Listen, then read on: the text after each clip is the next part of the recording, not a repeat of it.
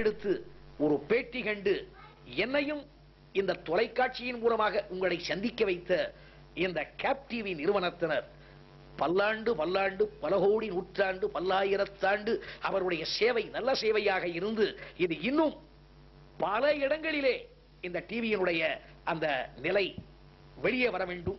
ஏன்னா சில இடங்கள் எல்லாம் வெளியே இருந்து வந்து அந்த டிவியானது அங்கிருந்து ஒளிபரப்புறாங்க, இங்கே இருந்து ஏக காலத்தில் சைமல்டேனியஸா ஒளிபரப்புறதுக்கு ஏதோ 1-2 டிவிக்கு தான் கொடுத்திருக்காங்க.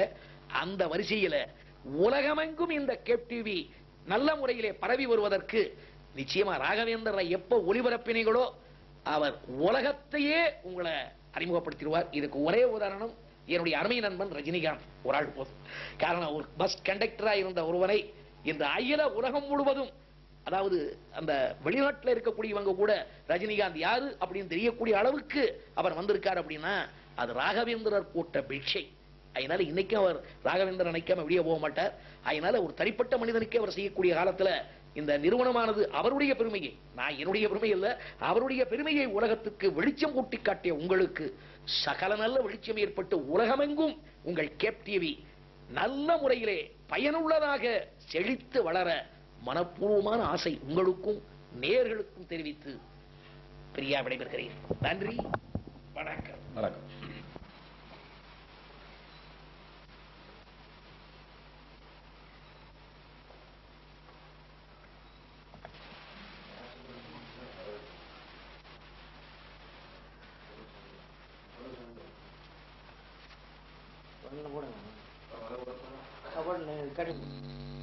उत्तिष्ठ गणनाथाय महेशाय नमो नमः. ओम श्री विघ्नेश्वराय नमः. ओम श्री गणपति चरणं शरणं प्रपद्ये. श्रीमदानंदतीर्थ गुरुभ्यो नमः. पूज्याय राघवेन्द्राय सत्यधर्मरथाय च भजतां कल्पवृक्षाय नामधां कामधेनवे. यक्षंतो भवति स्वयं भवति पूजा जाने संसेवने गाम्भीर्यं बुधैदहोदने गंगादि शोधने शेषस्थ विभेदने गुरुपदी श्रीराम प्रभवेदं वन्दे वचितम्. ओम श्री सत्यप्रियायं गुरुं श्रीमद्वयोनिधि निकेतन चक्रबाणे योहीन्द्रभोगमणिराचित पुण्यमूर्ते योहि शाश्वत सुरण्य भवाब्धिबोध श्रीलक्ष्मी नरसिंह मम देहि करावलंबम. नीलांचन समाभाजं रविमुद्रं यमाक्रजं छायाममर्तांड संपूतं तं नमामि शनीश्वरम्.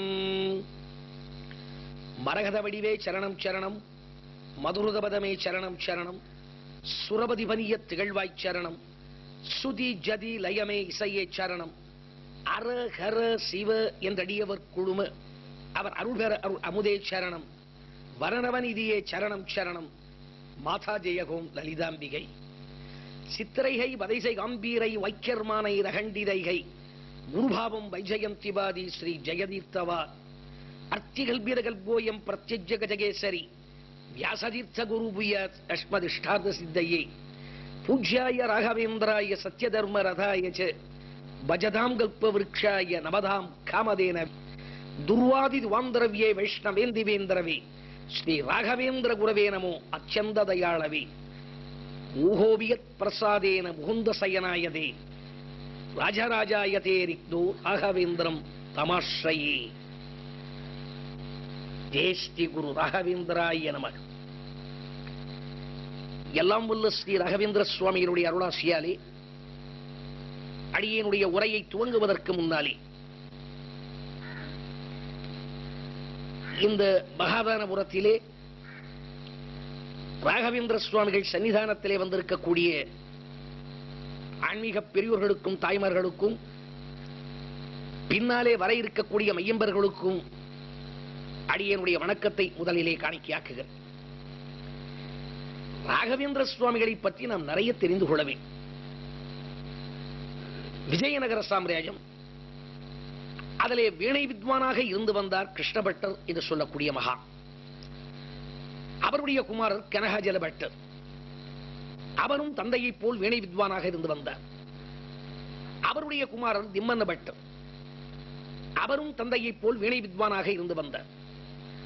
நீண்ட நாட்களாக மகப்பேறு இல்லாத காரணத்தினாலே தன் மனைவி கோபிகாம்பாளை அழைத்துக் கொண்டு திருப்பதிக்கு சென்று வெங்கடாஜலபதியை பரிபூர்ணமான முறையிலே தியானித்ததன் பலனாக முதலிலே அவருக்கு ஒரு பெண் குழந்தை பிறந்தது. அந்த குழந்தைக்கு வெங்கடாம்பாள் என்று நாமமிட்டார். அதற்கு பிறகு தனக்கு ஆண் குழந்தை வேண்டும் என்று அங்கேயே தங்கலானார்.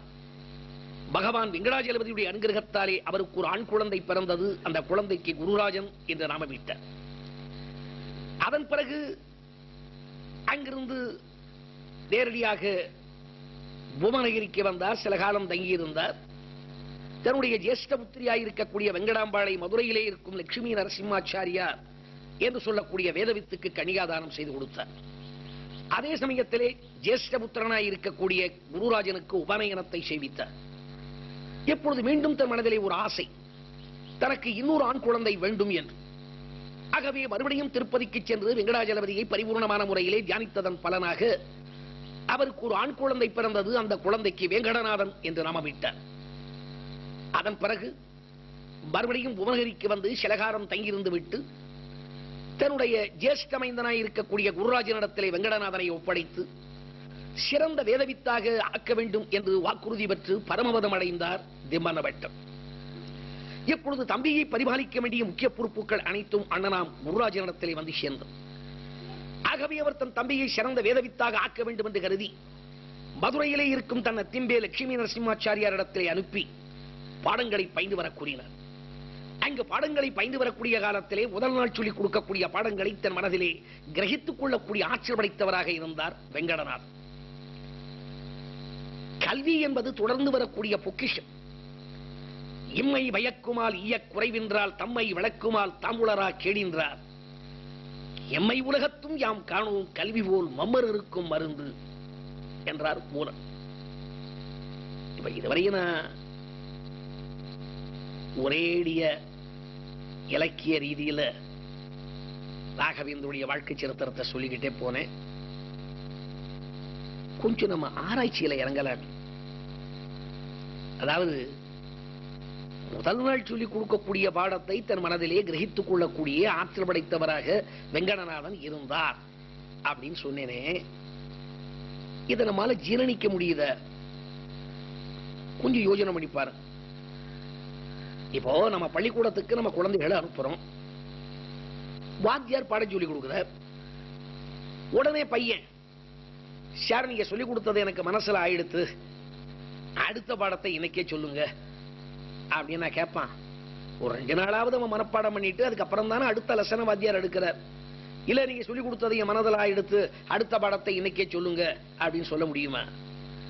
அப்போ இந்த வெங்கடநாதன் தன் மனதிலே அந்த அவருடைய அத்திம்பேர் சொல்லிக் கொடுக்கக்கூடிய பாடத்தை மனதிலே ஏற்றுக்கொண்டு அடுத்த பாடத்தை இன்றைய தினமே நீங்கள் சொல்லுங்கள் என்று கூறினாரே.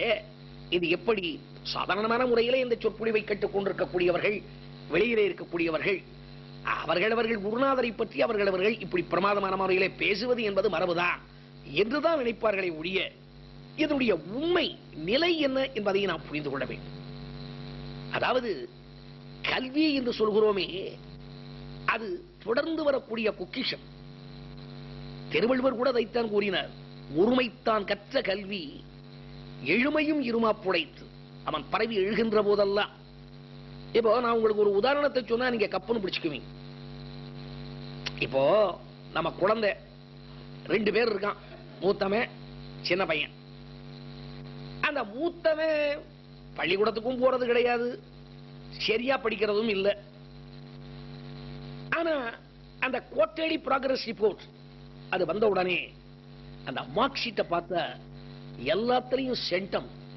மேத்ஸ்ல 100 மார்க் வாங்குறான், சயின்ஸ்ல 100 மார்க் வாங்குறான், எல்லாம் எபவ் 85, 90. ஆனா அவன் தம்பி இருக்கான் பாருங்க, அவன் புத்தக புழு. காலையிலேயே சாயந்தரம் எப்ப பார்த்தாலும் படிக்கிறான். போரா குறைக்கு அவங்க அப்பா வேற டியூஷன் ஏற்பாடு பண்ணி வச்சிருக்கார். இந்த லட்சணத்துல அவன் காப்பரிச்ச அந்த ப்ராக்ரஸ் ரிப்போர்ட் அது வந்தா அதுல எவ்வளவு தெரியுமா மார்க்கு? எல்லாம் கேலண்டர் லிஸ்ட். கேலண்டர் லிஸ்ட்னா புரியுதா? அதாவது கேலண்டர்ல அதிகபட்சம் 31, அதனால அவன் வாங்குற மார்க்கெல்லாம் 28, 27, 30, 31.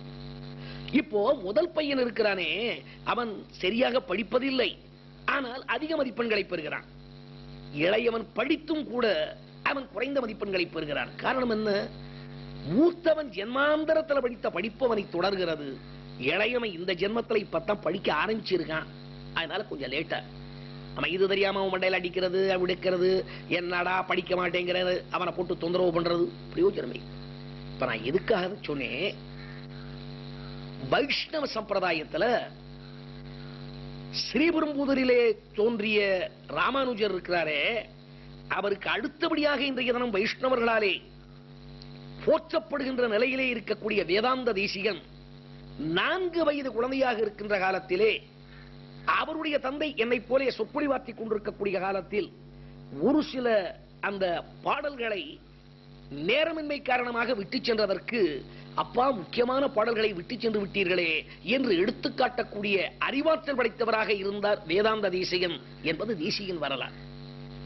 அதே போலே மத்வருடைய குருநாதராக இருக்கக்கூடியவர் மத்வாச்சாரியார் உடுப்பியிலே வேதவதி அம்மையாருக்கும் மத்திய பட்டருக்கும் மகனாக பிறந்து ஆரம்ப காலத்திலே வாசுதேவன் என்ற பெயரை தாங்கி, வாய் என்றால் ஞானம், வாசுதேவன் என்றால் முக்கிய பிராணம், ஞானத்தை போதிக்க வந்த முக்கிய பிராணம், அதாவது மத்வர் ஸ்ரீபூர்ணபோதர் என்றெல்லாம் அழைக்கப்படக்கூடிய துவைத சித்தாந்தத்தை நிறுவிதா இருக்கக்கூடிய மத்வாச்சாரியார் இருக்கிறாரே, அவர் 3 வயது குழந்தையாக இருக்கின்ற போது அவருடைய தந்தை மத்திய பட்டர் அடியேனை போலே சொற்பொழிவாற்றிக் கொண்டிருக்கக்கூடிய காலத்திலே முக்கியமான சில அந்த செய்யுட்களை எல்லாம் விட்டு சென்றார் என்ற காரணத்துக்காக, அப்பா இதை மறந்து சென்று விட்டீர்களே என்று எடுத்துக்காட்டக்கூடிய அறிவாற்றல் படைத்தவராக இருந்தார் 3 வயது குழந்தையாக இருக்கக்கூடிய ஆனந்த தீர்த்தர் மத்வாச்சாரி. அக்ஷர அபியாசமே ஆகல. 5 வயசுக்கு தானே விஜயதசமிக்கு பள்ளிக்கூடத்தில் சேர்க்கிறோம், 3 வயசு குழந்தை. இது எப்படி? நான் தான் சொன்னேன், அந்த பூர்வீக ஞானம். மத்வாச்சாரியாரை எடுத்துக்கொண்டார், அவர் திரேதாயுகத்திலே ஆஞ்சநேயர், துவாபர யுகத்திலே பீமசேனன், கலியுகத்திலே மத்வாச்சாரி.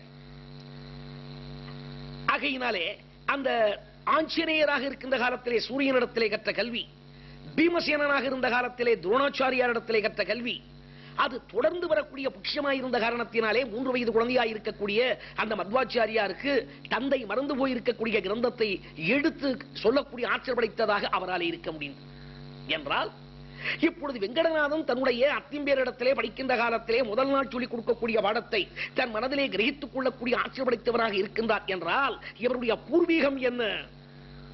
அதை நாம் பார்க்க வேண்டும் அல்லவா? கிருத்தயுகத்திலே பிரகலாதன், திரேதாயுகத்திலே விபீஷ்ணாழ்வார், துவாபர யுகத்திலே வக்னிக மகாராஜா, கலியுகத்திலே வியாசராஜ தீர்த்தர், இப்பொழுது நடமாடக்கூடிய ராகவேந்திர சுவாமி. ஆக பிரகலாதனாக இருந்தபோது அவர் கற்ற கல்வி, விபீஷணனாக இருந்தபோது அவர் கற்ற கல்வி, வக்னிக மகாராஜாவாக இருந்தபோது கற்ற கல்வி, வியாசராஜ தீர்த்தராக இருந்தபோது கற்ற கல்வி, இவை அனைத்தும் தொடர்ந்து வரக்கூடிய பொக்கிஷமாக இருக்கின்ற காரணத்தினாலே தன்னுடைய அத்திம்பேரிடத்திலே அவர் பாடம் பயில்கின்ற காலத்திலே முதல் நாள் சொல்லிக் கொடுக்கக்கூடிய பாடத்தை தன் மனதிலே கிரகித்துக் கொள்ளக்கூடிய ஆற்றல் படைத்தவனாக அவராலே இருக்க முடிந்தது என்பதை உணர்க்கும். அதற்கு பிறகு புவனகிரியிலே வாழ்கின்ற உத்தம பெண்ணாம் சரஸ்வதி பாய் என்று சொல்லக்கூடிய பெண்ணை இவர் அண்ணன் இவருக்கு திருமணம் செய்து வைத்தார். திருமணத்திற்கு பிறகு சரி, நாம் உறவினரத்திலே இனிமேல் பாடம் கற்றுக் கொள்ள வேண்டாம், நமக்கு ஏதாவது குரு வேண்டும் என்று உணர்ந்து பக்கத்திலே இருக்கக்கூடிய கும்பகோணத்திற்கு சென்றார். அங்கே சுதீந்திர தீர்த்தர் என்று சொல்லக்கூடிய ஆச்சாரியார் அவரிடத்திலே மாணாக்கராக சேர்ந்தார். அப்படி மாணாக்கராக சேர்ந்து கொண்டிருக்கக்கூடிய அந்த காலகட்டத்திலே அந்த ஆசிரியர் பாடம் சொல்லிக் கொடுக்கக்கூடிய காலத்திலே அவருக்கு ஒரு சந்தேகம் ஏற்பட்டது. அந்த சந்தேகத்தை நிவர்த்தி செய்யக்கூடிய வகையிலே இரவு 2 மணிக்கு மேலே, அதாவது கட்டாந்தரையிலே அவர் அப்படியே அந்த குளிரிலே நடுங்கிக் கொண்டிருக்கிறார். தன்னுடைய ஆசிரியருக்கு சந்தேகம் வந்து விட்டதே, நாளைய தினம் பாடம் நடத்தலாம் என்கிறாரே, அந்த சந்தேகம் ஏன் அவருக்கு வந்தது என்று அந்த சந்தேகத்தை நிவர்த்தி செய்யும் வகையில் அழகான கிரந்தத்தை எழுதி அதற்கு சுதா பரிமளா என்று பெயரிட்டு 2 மணிக்கு மேலே கட்டாந்தரையிலே குளிரிலே நடுநடுங்கிக் கொண்டு படுத்து உறங்கிக் கொண்டிருக்கிறார். அந்த இதனம் மாணவர்கள் எப்படி இருக்கின்றார்கள் என்பதை பார்வையிடுவதற்காக குருநாதர் சுதீந்திர தீர்த்தர் அவர் வந்து சேர்கிறார். அப்படி பார்க்கின்ற போது கீழே ஒரு உருவம் படுத்திருக்கிறது, அவர் கையிலே அந்த ஓலைச்சுவடு இருக்கிறது. நம் மனதிலே ஏற்பட்டிருந்த சந்தேகத்தை நிவர்த்தி செய்யும் வண்ணம் அழகான கிரந்தத்தை எழுதி அதற்கு சுதா பரிமளா என்று பெயர் வைத்திருக்கின்றானே, என்று ஆச்சரியப்பட்டு, ஐயோ பாவம், குளிராலே நடுங்கிக் கொண்டிருக்கின்றானே என்று அவர் மீது